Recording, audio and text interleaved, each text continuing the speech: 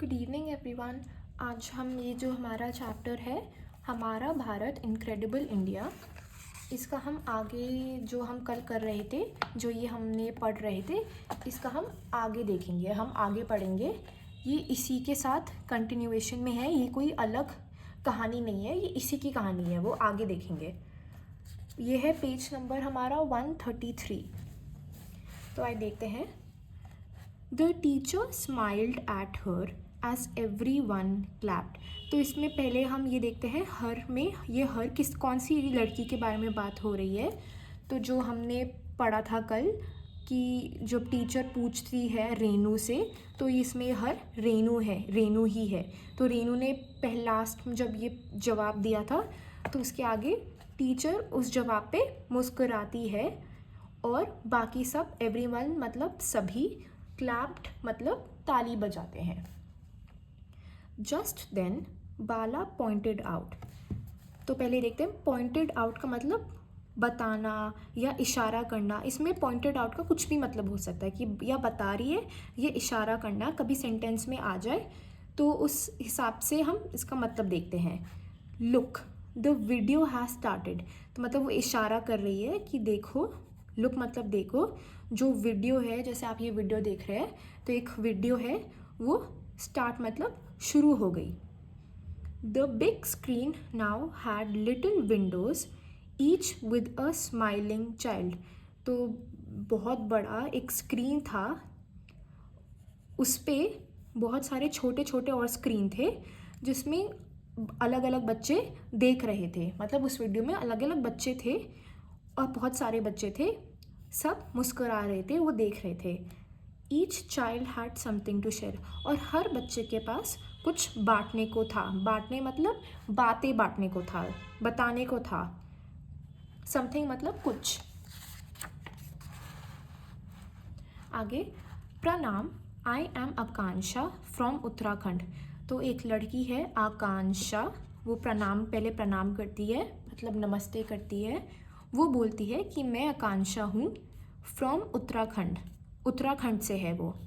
I am going to tell you about Aipan our folk art. तो ये बोलती है मैं आई एम तुम्हें बताऊंगी, टेल मतलब बताना, अबाउट किसके बारे में बता रही है, अबाउट मतलब किसके बारे में, एपन के बारे में, जो उनकी फोक आर्ट है, उत्तराखंड की क्या है, लोक कला है। इसका मतलब हम देख चुके हैं लोक कला का, जो एक पीढ़ी, एक जगह की पीढ़ी, स्थानीय जगह की पीढ़ी वहाँ बहुत टाइम से, बहुत समय से एक तरीके की कला करती आ रही है, उसको फोक आर्ट कहते हैं। That we draw on family functions. तो क्या कहते हैं, तो ये जो लोक कला है एपन, ये बहुत सारे फैमिली मतलब परिवार, फंक्शन मतलब कार्यक्रम, तो वो वहाँ, ड्रॉ मतलब बनाना, चित्र जो आप बनाते हो उसको ड्रॉ कहते हैं, तो वहाँ बनाते हैं। और फेस्टिवल, एंड मतलब और, फेस्टिवल मतलब त्यौहार, तो बहुत सारे परिवार के कार्यक्रम और त्यौहार में ये जो लोक कला है, ये जो कला है, ये वहाँ बनाते हैं। तो ये सब आकांक्षा बोल रही है।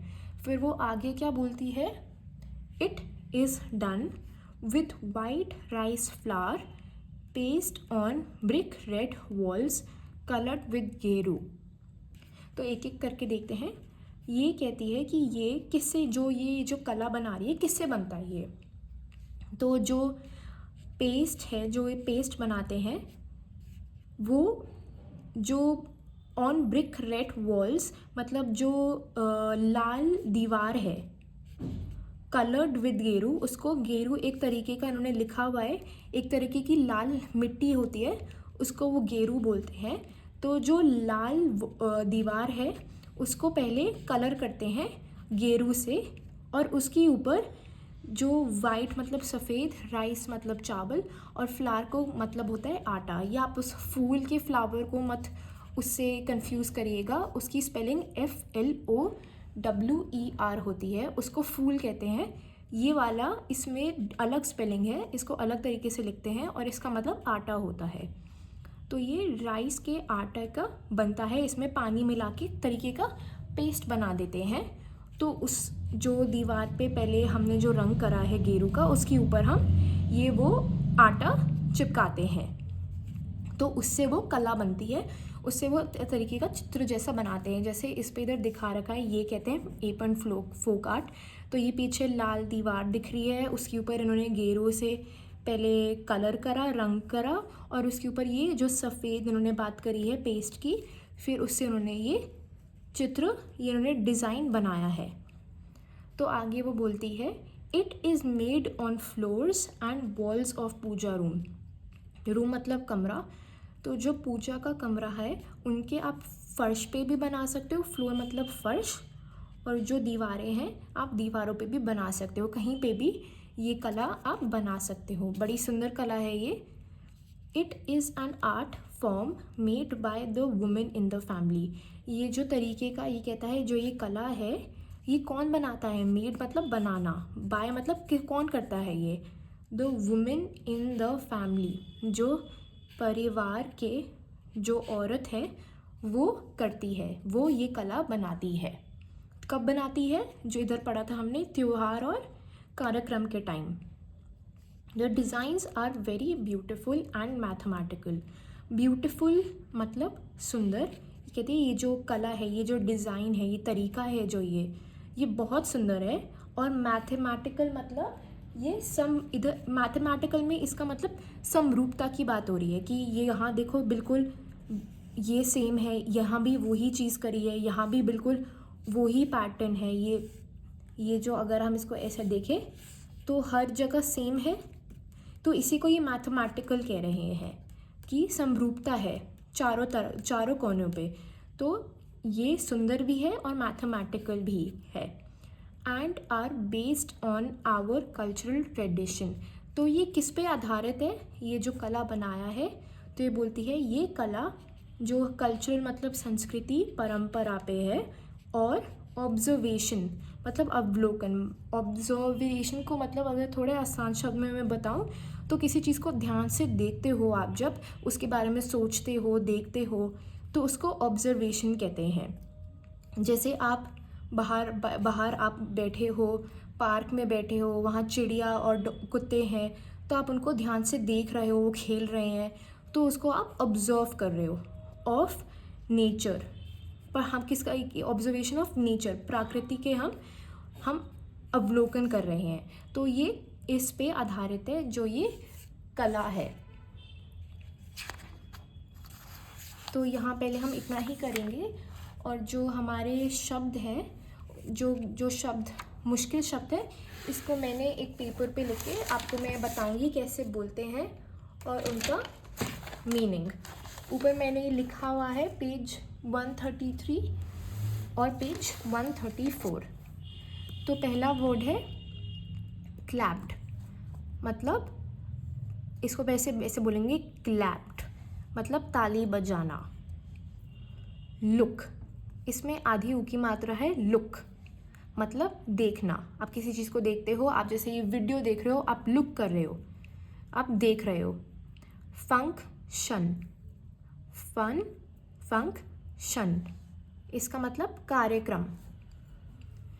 फेस्टिवल, अगर आप इनको थोड़ा तोड़ के आप बोलने की कोशिश करोगे तो आपको ज़्यादा आसानी होगी शब्द को बोलने में, इसलिए मैं ऐसे बता रही हूँ फेस्टिवल। वैसे बोलेंगे इसको फेस्टिवल, बट थोड़ा धीरे धीरे आप बोलने की कोशिश करोगे तो आपको और आसानी होगी समझने में।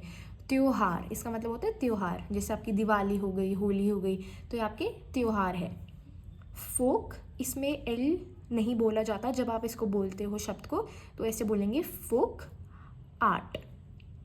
लोक कला, आर्ट मतलब कला, फोक मतलब लोक। एपण, ये वो कला का नाम है, इसलिए इसका कोई मीनिंग नहीं है, ये उसका नाम है उस कला का जो अभी हम पढ़ रहे थे, जो आकांक्षा बता रही थी ना, और जो हमने वो चित्र देखा था, ये उसी का नाम है। फैमिली, इसको कैसे बोलेंगे, ये परिवार को कहते हैं फैमिली, ठीक है। फिर फ्लावर, ये वो आटा वाला फ्लावर की बात है, फ्लावर। इसमें ज़्यादातर आर वाले जो लेटर है इस पर ज़्यादा जोर नहीं दिया जाता, इसलिए इधर र नहीं लगाया, फ्लावर, र पे ज़्यादा जोर नहीं, फ्लावर। आटा, आउटसाइड मतलब बाहर, आप बाहर खेलने जाते हो, आप कहाँ जा रहे हो, आप आउटसाइड जा रहे हो खेलने। फिर कल्चरल, कल्चरल इसका मतलब संस्कृति, इसको कहते हैं कल्चरल। फिर ट्रेडिशन, ट्रेडिशन इसका मतलब होता है परंपरा। फिर आता है ऑब्जर्व, इसमें स नहीं बोलेंगे, स की जगह ज बोलेंगे, ऑब्जर्वेशन, ठीक है। इसका मतलब होता है अवलोकन, जो मैं आपको बता रही थी, किसी चीज़ को ध्यान से देखना और सोचना उसके बारे में, आप ऑब्जर्व कर रहे हो, आप क्या कर रहे हो, उसका ऑब्जर्व। नेचर, नेचर मतलब प्रकृति, बाहर पेड़ लगे हुए हैं, चिड़िया है, बिल्ली है घूम रही है, वो सारा आपका नेचर का पार्ट है। किसका ना पार्ट है, प्रकृति का। आकांक्षा, वो लड़की का नाम था आकांक्षा, इधर आकांक्षा। फिर उत्तराखंड, ये आपके इंडिया में एक स्टेट का नाम है, कैसे बोलेंगे, उत्तराखंड। तो ये शब्द थे, कल हम आगे देखेंगे, बट अभी के लिए इतना ही। अगर आपको कुछ भी समझना हो या पूछना हो, आप मेरे को कमेंट्स कर सकते हैं और मैं आपको वहाँ ज़रूर रिप्लाई करूँगी। Thank you.